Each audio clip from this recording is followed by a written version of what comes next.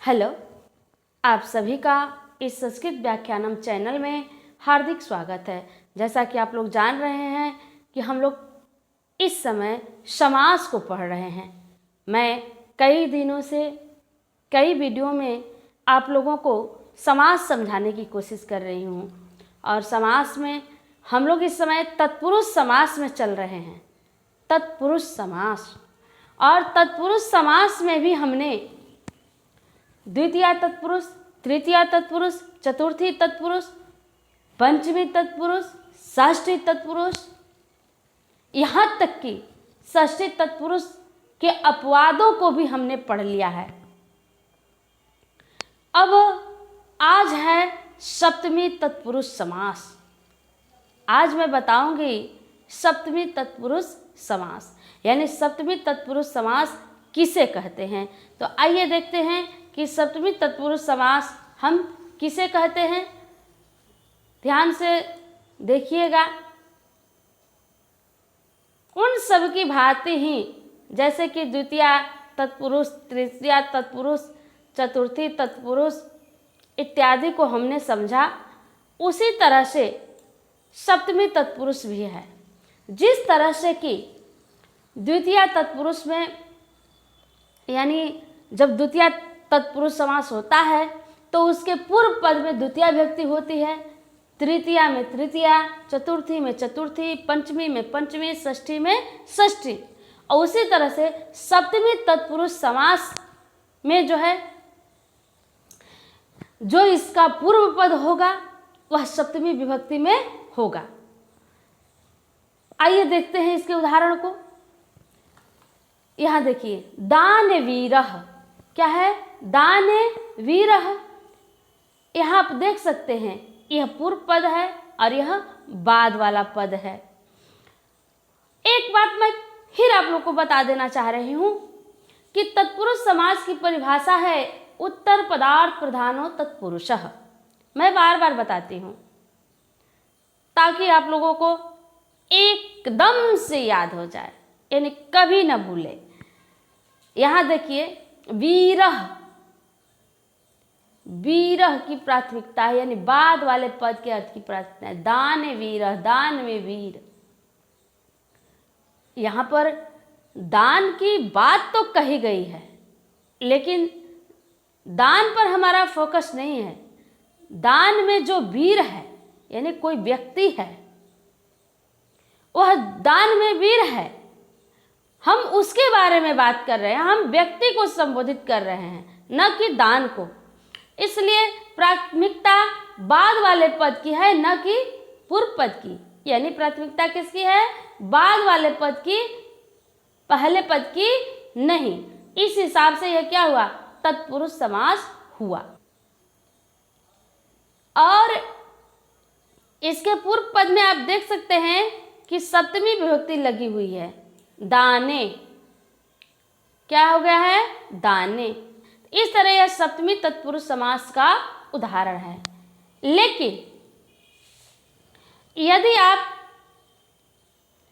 यहां पर देख रहे हैं तो यहां पर तो समझ में आ जा रहा है कि सप्तमी विभक्ति लगी हुई है, सप्तमी तत्पुरुष समास है। लेकिन जब हम इसका समास बनाए हैं दान वीरह, तो नियम के अनुसार जब दो या दो से अधिक पद जब मिलते हैं तो विभक्ति छुप जाती है, विभक्ति लुप्त हो जाती है। तो यहाँ भी देखिए, जो सप्तमी विभक्ति यहाँ दिखाई दे रही है, यहाँ पर यह विभक्ति दिखाई नहीं दे रही है। यहाँ पर विभक्ति क्या हुई है? छुप गई है। यहाँ पर विभक्ति छुप गई है। अब यहाँ पर आपको ये पकड़ना कि यह कौन सा समास है, यदि सप्तमी तत्पुरुष समास है, षष्ठी तत्पुरुष समास है, कौन सा समास है, ये जरा मुश्किल होगा, क्योंकि यहाँ पर दिखाई नहीं दे रहा है। तो यहाँ पर हम लोग चलेंगे इसके हिंदी पर, यानी इसका हिंदी अर्थ लेंगे। जब हिंदी अर्थ इसका लेंगे तो हमें समझ में आ जाएगा। देखिए, पहले तो वीरह की प्राथमिकता है, दान वीरह, इसलिए तत्पुरुष है। और दान वीरह यानी दान में वीर, इसका हिंदी अर्थ निकल रहा है दान में वीर। तो जब में चिन्ह आया तो सप्तमी विभक्ति होगी ही। जैसे ही हम इसका हिंदी करते हैं वैसे ही हमें ये दिखाई दे देता है कि ये कौन सा समास है, यानी इनमें कौन सी विभक्ति होनी चाहिए। इस तरह से हम इसको पकड़ लेते हैं कि ये जो है सप्तमी तत्पुरुष समास का उदाहरण है। आइए आगे देखते हैं। आगे बहुत सारे उदाहरण आपको ऐसे मिलेंगे देखने को। देखते हैं और उदाहरण। और उदाहरण हम देखेंगे। उदाहरण देखने से पहले एक सूत्र आ रहा है, इसको ध्यान से देखिए। सप्तमी सौंडह, ध्यान से देखिए, एक सूत्र आया है सप्तमी सौंडह। सौंड का अर्थ होता है चालाक या निपुण। सौंड का मतलब क्या होता है? चालाक या निपुण। और इस अर्थ वाले शब्दों के साथ सदा सप्तमी तत्पुरुष समास होता है। यानी जहां भी चालाक और निपुण शब्द आएगा या सौंड शब्द आएगा तो उसके साथ जो है सप्तमी तत्पुरुष समास ही होगा। ऐसा यह सूत्र बता रहा है। इसको आप याद रखिएगा। अगर सूत्र को याद रखते हैं तो आपको समास समझने में काफ़ी आसानी होगी। यहाँ पर देखते हैं उदाहरण। यथा, जैसे। अच्छेषु सौंडः, अच्छेषु सौंडः समास हुआ अच्छ सौंडः। यहाँ देखिए अच्छेषु, अच्छेषु में विभक्ति लगी हुई है। कौन सी विभक्ति? सप्तमी। अच्छेषु में सप्तमी विभक्ति लगी हुई है। अब देखिए सौंडः शब्द आया है, जैसा कि सूत्र बता रहा है। इसके अर्थ में सप्तमी विभक्ति ही होगी, इसलिए अच्छेषु सप्तमी विभक्ति में है। अब देखिए, अब इनका समास हुआ है अच्छ सौंडः। नियम के अनुसार जब समास होता है तो विभक्ति छुप जाती है। यहाँ देखिए, यहाँ अच्छेषु में विभक्ति दिखाई दे रही है और यहाँ पर विभक्ति छुप गई है, बच गया केवल अच्छ। अच्छ सौंडः, यह समास बना, यह समास बना। आप यहाँ तो पकड़ सकते हैं कि सप्तमी तत्पुरुष समास है, लेकिन यहाँ कैसे पकड़ेंगे? अगर ये दे रहा है आपको कि अच्छ सौंडः कौन सा समास है, तो आप कैसे बनाइएगा? थोड़ा सा जरूर सोचिएगा कि कौन सा समास है, क्या लिखें, ऐसा। पहले इस सूत्र को याद कीजिए, सप्तमी सौंडः। जब ये सूत्र आपके दिमाग में रहेगा तो आप तुरंत पकड़ लीजिएगा कि अरे सौंड शब्द आया है और इसके अर्थ में तो सप्तमी तत्पुरुष समास होता है। अब तुरंत यहाँ पर आप पकड़ लीजिएगा कि यह सप्तमी तत्पुरुष समास है। दूसरा चीज कि आप इन पदों का मतलब जो भी उदाहरण है, जितने भी पद आपके सामने आएंगे समास से विग्रह करने के लिए, उनका क्या करेंगे? उनका आप हिंदी करेंगे, उनका आप हिंदी करेंगे, यानी हिंदी में अनुवाद करेंगे। जब हिंदी में अनुवाद करेंगे तो आपको चिन्ह का पता चल जाएगा। अच्छ सौंडः का मतलब क्या होगा? जुए में निपुण। तो जब जुए में निपुण हम कह रहे हैं तो में चिन्ह आ जा रहा है, और में चिन्ह आ गया तो सप्तमी विभक्ति लगेगी ही लगेगी। इस तरह से भी हम पकड़ सकते हैं कि यह सप्तमी तत्पुरुष समास है। अब देखिए अगला उदाहरण, शास्त्रे निपुणः। क्या है? शास्त्रे निपुणः, शास्त्र में निपुण। देखिए यहाँ भी में चिन्ह आ रहा है, हिंदी इसका करेंगे तो में आ रहा है, तो में आया तो सप्तमी विभक्ति होगी ही होगी। और जब सप्तमी विभक्ति होगी तो जो है सप्तमी तत्पुरुष समास यह कहलाएगा। तत्पुरुष कैसे है, मैं इसको भी बता दे रही हूँ। शास्त्रे निपुणः, यहाँ जो निपुण है, जो शास्त्र में जो निपुण है, बात उसकी की जा रही है। कोई व्यक्ति है जो शास्त्र में निपुण है और बात उसी की जा रही है, शास्त्र की नहीं। यहाँ पर शास्त्र की तरफ हम इशारा नहीं कर रहे हैं, यहाँ पर शास्त्र को हम नहीं दिखा रहे हैं, बल्कि उस व्यक्ति को दिखा रहे हैं, उस पर्सन को दिखा रहे हैं जो कि शास्त्र में निपुण है। इसलिए जो है यह तत्पुरुष समास है, क्योंकि इसमें बाद वाले पद के अर्थ की प्रधानता है। और चूंकि निपुण, जैसा कि मैं बता चुकी हूँ कि सौंड का अर्थ होता है चालाक या निपुण, तो निपुण भी आ गया यहाँ पर। तो इस हिसाब से इसके साथ जो है सप्तमी तत्पुरुष समास ही होगा। और वैसे भी मैं चिन्हा रहा है तो भी सप्तमी ही लगेगी पूर्व पद में। तो देखिए पूर्व पद में कौन सी विभक्ति है, सप्तमी। अब देखिए समास हुआ है तो क्या हो गया है, शास्त्र निपुणः। अब यहां तो आप समझ लिए, और यहां पर विभक्ति दिखाई नहीं दे रही है। फिर वही बात, ऊपर वाली बात, यहां पर विभक्ति दिखाई नहीं दे रही है। तो शास्त्र निपुण रहेगा और ये पूछेगा कि यह कौन सा समास है, तो आप क्या बताइएगा, कैसे विग्रह कीजिएगा। अब यहाँ पर आपको यही देखना है कि शास्त्र निपुण, इसका हिंदी क्या होगा। शास्त्र निपुण यानी शास्त्र में निपुण, शास्त्र में निपुण। तो जब निपुण है यानी निपुण शब्द आ गया तो उसके लिए सप्तमी विभक्ति ही यहाँ पर लगेगी शास्त्र में। तो इस तरह यह सप्तमी तत्पुरुष है और प्राथमिकता चूंकि निपुण की है, बाद वाले पद की है, इस तरह यह तत्पुरुष है।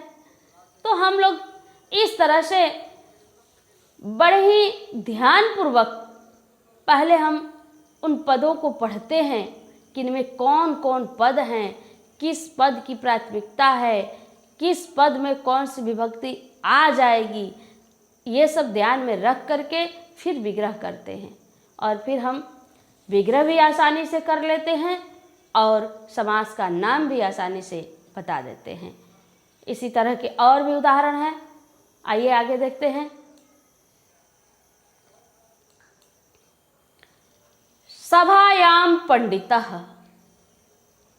उदाहरण देखिए, सभायाम पंडितः, सभा में पंडित। सभा में पंडित यानी सभा में ज्ञानी, सभा में विद्वान, सभा में जो लोग हैं उनमें कोई पंडित है, कोई ज्ञानी है, उसको ही कहा जा रहा है कि सभा में पंडित, सभा में ज्ञानी। सभायाम में देखिए कौन सी विभक्ति लगी हुई है, सभायाम में सप्तमी विभक्ति लगी हुई है और प्रधानता किसकी है, पंडितः की। यहाँ हम सभा की तरफ इशारा नहीं कर रहे हैं, बल्कि उस सभा में जो पंडित है, जो ज्ञानी है, हम उसकी तरफ इशारा कर रहे हैं। यानी प्राथमिकता बाद वाले पद की है। इस तरह यह तत्पुरुष समास है और इसके पूर्व पद में सप्तमी विभक्ति लगी हुई है। इस तरह यह सप्तमी तत्पुरुष समास का उदाहरण है। यह तो विग्रह है, यह क्या है, विग्रह है यानी विस्तारित रूप है। लेकिन जब हम इसका संक्षेप करेंगे, जब हम इसका समास बनाएंगे तो क्या होगा, यहाँ पर देखिए सभा पंडितः, क्या हो जाएगा, सभा पंडितः, यानी जो बीच की विभक्ति है, सप्तमी विभक्ति जो लगी हुई है यहाँ पे, वह विभक्ति यहाँ पर छुप गई है और दोनों पद मिलकर के एक पद हो गए हैं। समास का एक और नियम है कि जो अर्थ विग्रह का निकलेगा वही अर्थ समास का भी निकलना चाहिए, तभी हम मानेंगे कि हमारा समास सही है। यानी हम जो शब्दों को जोड़े हैं, जो शब्दों को संक्षेप में किए हैं, वह बिल्कुल सही है। तो यहाँ देखिए दोनों का अर्थ एक ही निकल रहा है, सभा में पंडित। लेकिन यहाँ तो हम पकड़ लेंगे कि ये सप्तमी तत्पुरुष समास है, लेकिन यहाँ हम कैसे पकड़ेंगे, ये तो दिखाई नहीं देगा वहाँ पे। अगर आपके परीक्षा में यानी आपके पेपर में आता है सभा पंडित और कहेगा कि इसका विग्रह करें एवं समास का नाम बताएं, तो वहाँ पर यह चीज़ तो रहेगा नहीं। अब आप इससे आपको पकड़ना है कि ये कौन सा समास है और इसका विग्रह क्या होगा। तो कैसे पकड़िएगा, सभा पंडित, पहले यहाँ जाएंगे सभा पंडित, तो यहाँ पर जाएंगे कि सभा में पंडित, पहले इसका हिंदी देखेंगे कि सभा में पंडित इसका हिंदी होगा। और जब सभा में पंडित कह रहे हैं तो प्राथमिकता इसी पद की है, बाद वाले पद की ही है। यहाँ भी हम गौर से देखेंगे कि प्राथमिकता बाद वाले पद की ही है। इस तरह यह तत्पुरुष समास है। अब यहाँ तो पकड़ लिए बाद वाले पद से कि यह तत्पुरुष समास है, लेकिन सप्तमी तत्पुरुष समास है, ये कैसे पकड़ेंगे? इसको देखिए, जैसा कि हम बता रहे हैं कि पहले इसका हिंदी समझिए। तो सभा में पंडित, ठीक है। अब में चिन्ह आ गया तो सप्तमी विभक्ति होनी ही होनी है। यहाँ पर में आ गया तो सप्तमी विभक्ति होगी। और दूसरा चीज, सप्तमी सौंड है, सूत्र आपको याद है। उस सूत्र के हिसाब से भी चालाक, निपुण, पंडित, ज्ञानी जो भी है, उसके साथ में जो शब्द होता है उसमें क्या होता है, सप्तमी विभक्ति ही होती है। तो इन दोनों तरह से हम ये पकड़ लेंगे कि इसमें सप्तमी विभक्ति ही होगी। और जब सप्तमी विभक्ति होगी तो यहाँ पर सप्तमी तत्पुरुष समास ही होगा। इस तरह से हम इसको समझ सकते हैं। आइए आगे चलते हैं। कर्मणि कुशलः, कर्मणि कुशलः, यहाँ भी आप ध्यान से देखिए। कर्मणि, कर्मणि में सप्तमी विभक्ति लगी हुई है और कुशलः इस शब्द की प्राथमिकता यानी इस पद की प्राथमिकता है। कर्म में कुशल, कर्म की बात हम यहाँ नहीं कर रहे हैं, हम कर्म को संबोधित नहीं कर रहे हैं, बल्कि उस व्यक्ति के बारे में हम बता रहे हैं जो कि कर्म में कुशल है, जो कि कर्म में कुशल है। तो इस तरह यह तत्पुरुष है और पूर्व पद में सप्तमी विभक्ति लगी हुई है। इस तरह यह सप्तमी तत्पुरुष का उदाहरण है। अगर विग्रह है तब तो आप सप्तमी तत्पुरुष आसानी से कह सकते हैं, लेकिन यहाँ समास देखिए, कर्म कुशलः, कर्म कुशलः। नियम के अनुसार जब समास होता है तो विभक्ति छुप जाती है, ऐसा मैंने बार बार बताया। तो यहाँ भी विभक्ति छुप गई और दोनों पद मिलकर के एक पद हो गए। तो अब जब आपके सामने कर्म कुशलः ये शब्द आता है और इसका समास बनाना है, इसका जो है विग्रह बताना है और समास का नाम बताना है, तो अब कैसे बताइएगा?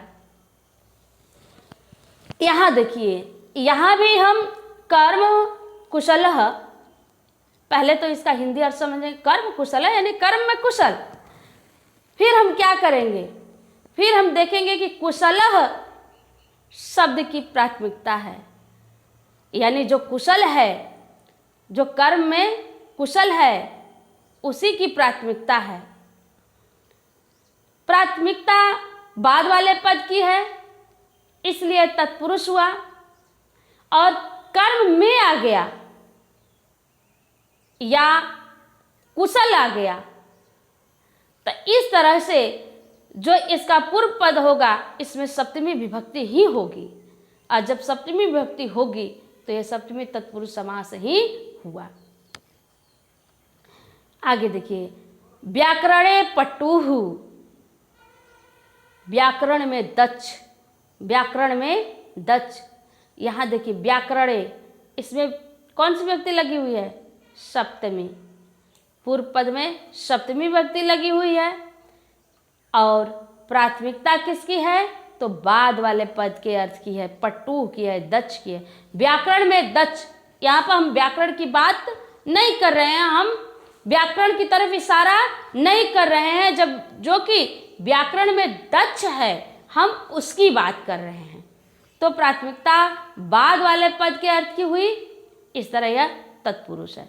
अब देखिए, अगर ऐसा आता है आपके सामने कहीं भी परीक्षा में, किताब में, कि इसका जो है समास बनावें एवं समास का नाम लिखें, तो यहाँ पर आप समास आसानी से बना सकते हैं, यहाँ दिक्कत नहीं होगा। विभक्ति को छुपा देंगे तो व्याकरण पट्टू ऐसा लिख देंगे, और पट्टू जिसकी प्राथमिकता है तो इस हिसाब से आप कह देंगे कि ये सप्तमी तत्पुरुष समास है। लेकिन जब यहाँ आएगा, जब ऐसे आएगा व्याकरण पट्टू, तब आप थोड़ा मुश्किल में पड़ जाएगा। यहाँ पर कहा जाएगा कि आप इसका विग्रह करें एवं समास का नाम बताएं। तो फिर इसी के जैसे यह अलग अलग है, तो अलग अलग पदों का अर्थ आप समझे हैं, लेकिन ठीक इसी की तरह इसका भी आप अर्थ समझेंगे। पहले इसका हिंदी समझेंगे। व्याकरण पट्टू यानी क्या है, व्याकरण में दक्ष, प्राथमिकता बाद वाले पद के अर्थ की है, इस तरह से यह तत्पुरुष हुआ। और चूंकि पट्टू आया, दक्ष शब्द आया, यानी निपुणता की बात यहाँ भी है, तो इस हिसाब से यहाँ जो पहले इसका पद है, व्याकरण है, इसमें सप्तमी विभक्ति होगी। या में चिन्ह आया है, इस तरह से भी इसमें सप्तमी विभक्ति होगी। इस तरह यह सप्तमी तत्पुरुष समास कहलाएगा। आप समझ सकते हैं। आगे देखिए, व्यवहारे चपल, यहाँ भी वही बात, यहाँ भी देखिए व्यवहारे चपल, व्यवहार में चपल यानी व्यवहार में चतुर। अब देखिए, यहाँ तो आप पकड़ सकते हैं कि सप्तमी तत्पुरुष समास है, लेकिन यहाँ थोड़ी कठिनाई हो रही है। फिर वही बात, व्यवहार चपल, फिर हम लोग इसका हिंदी समझेंगे। व्यवहार में चपल, व्यवहार में चतुर, तो चिन्ह में आ रहा है, यानी व्यवहारे हो जाएगा, यानी सप्तमी विभक्ति लग जाएगी। और प्राथमिकता चूंकि चपल की है, व्यवहार में क्या है, वह चतुर है, तो प्राथमिकता किसकी है, चपल की है। इस तरह से क्या है, यह तत्पुरुष है, यानी यह सप्तमी तत्पुरुष का उदाहरण है, ऐसा आप समझ सकते हैं। आगे और भी उदाहरण है, देखिए। अब देखिए आगे देख रहे हैं, यहाँ पर कई उदाहरण हैं, लेकिन इसके पहले हम एक सूत्र को देखेंगे। सिद्ध शुष्क पक्व बंधश्च, यह सूत्र क्या कह रहा है कि सिद्ध शुष्क पक्व बंधश्च, यानी सिद्ध शुष्क, पक्व माने पकना, और बंध यानी बंधना, इन शब्दों के साथ भी तत्पुरुष समास होता है। कह रहा है कि इन शब्दों के साथ भी तत्पुरुष समास होता है। यथा यानी जैसे, कटाहे सिद्धः, कटाहे सिद्धः यानी कड़ाही में पका हुआ। तो जैसा कि चिन्ह आ रहा है में, तो सप्तमी विभक्ति होगी ही, या इस सूत्र के अनुसार सिद्ध आ गया यानी पका हुआ शब्द आ गया, तो इस हिसाब से भी यहाँ सप्तमी विभक्ति होगी। तो यहाँ आप देख सकते हैं कटाहे में सप्तमी विभक्ति लगी हुई है, ठीक है। यहाँ विग्रह है, यह क्या है, विग्रह है। तो विग्रह में तो आप विभक्ति को देख पा रहे हैं, तो आप समझ गए कि सप्तमी विभक्ति लगी हुई है, सप्तमी तत्पुरुष का उदाहरण है। यहाँ पर नाम आप बता सकते हैं। लेकिन फिर यहाँ आइएगा, कटाह सिद्ध ऐसा लिखा रहेगा, यहाँ थोड़ा मुश्किल होता है सही सही नाम बताना। तो फिर हम क्या करेंगे, फिर वही काम करेंगे, इसका हिंदी समझेंगे कटाह सिद्ध यानी कड़ाही में पका हुआ।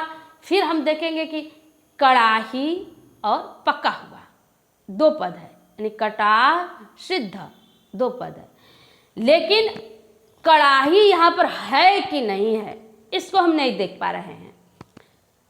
कड़ाही में पका हुआ हम कह रहे हैं, लेकिन कड़ाही यहाँ पर है नहीं है इसको हम नहीं देख पा रहे हैं। लेकिन जो चीज़ पका हुआ है उसको हम देख पा रहे हैं। पके हुए चीज़ को हम क्या कर रहे हैं, देख पा रहे हैं, और हमारा इशारा उसी पके हुए चीज़ की तरफ है।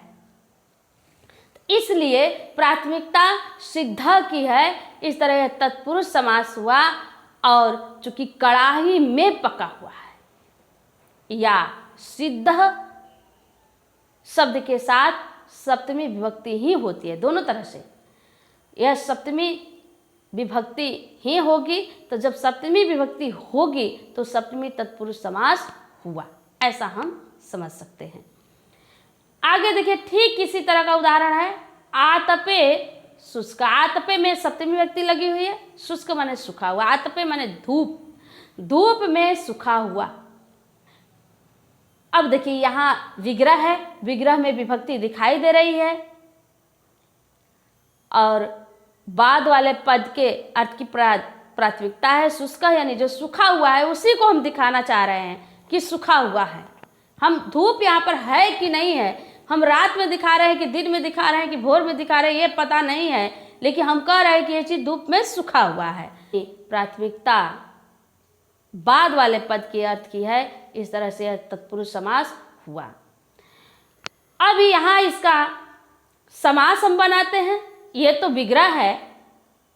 अब यहाँ समास आतप शुष्क, यहाँ पर विभक्ति छुप जाती है। जैसा कि मैं बार बार बता रही हूँ कि समास होने पर विभक्ति क्या होती है, छुप जाती है। तो विभक्ति छुप गई है और क्या हो गया, आतप शुष्क। तो यहाँ पर हम कैसे पकड़ेंगे कि ये सप्तमी तत्पुरुष समास ही है। यहाँ हम इस सूत्र को अगर याद किए हैं तो इसके हिसाब से भी हम पकड़ लेंगे कि सिद्ध शुष्क पक्व बंधश्च, माने इनमें जो है सप्तमी तत्पुरुष समास ही होता है। तो शुष्क आया है और इसके साथ जो है इसमें सप्तमी विभक्ति लगेगी तो सप्तमी तत्पुरुष समास होगा। और वैसे भी मैं बता रही हूँ कि यहाँ पर आतप शुष्क, तो जो धूप में सुखाया गया है प्राथमिकता उसी की है। इस तरह तत्पुरुष है और पूर्व पद में सप्तमी विभक्ति लगेगी, यानी यहाँ भले ही विभक्ति छुप गई है लेकिन हम ये समझ सकते हैं कि धूप में ऐसा आ रहा है, धूप में सूखा हुआ, तो इसमें सप्तमी विभक्ति होगी ही। इस तरह हम समझ सकते हैं कि ये सप्तमी तत्पुरुष समास का उदाहरण है। आगे और भी उदाहरण हैं, हम देखेंगे।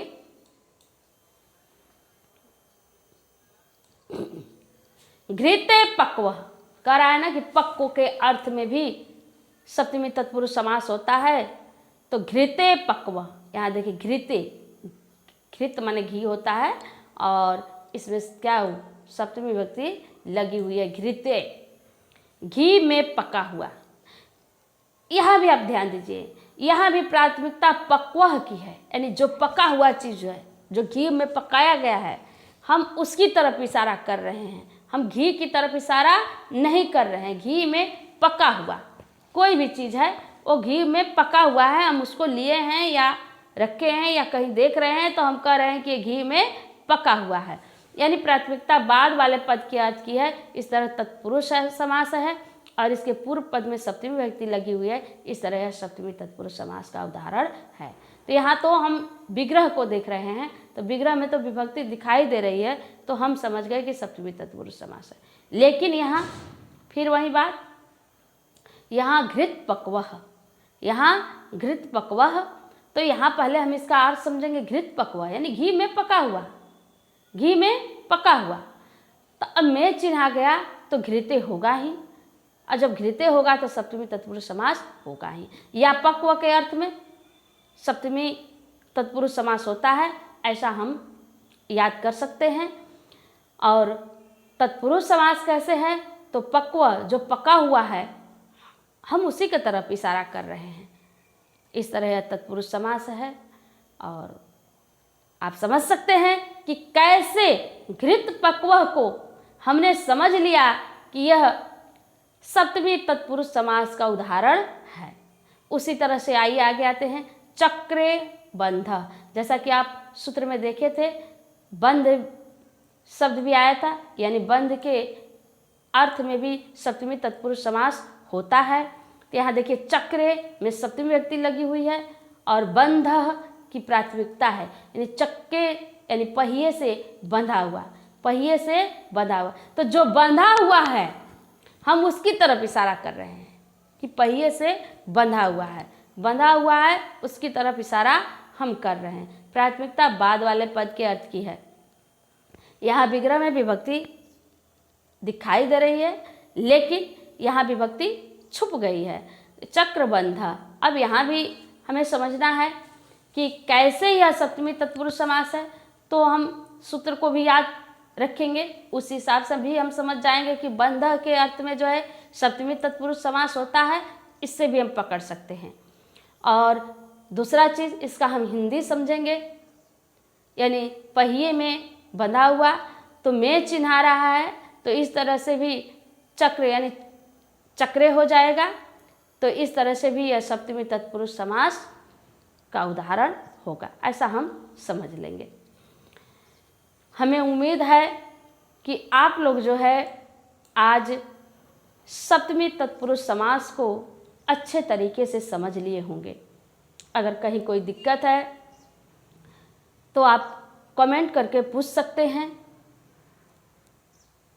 मैं कोशिश कर रही हूँ कि आप सभी को सरल से सरल शब्दों में, सरल से सरल तरीके से समास समझा सकूं, और मेरा यह प्रयास रहेगा कि मैं आगे भी आप लोगों के लिए इसी तरह के और वीडियो लेकर के आती रहूं।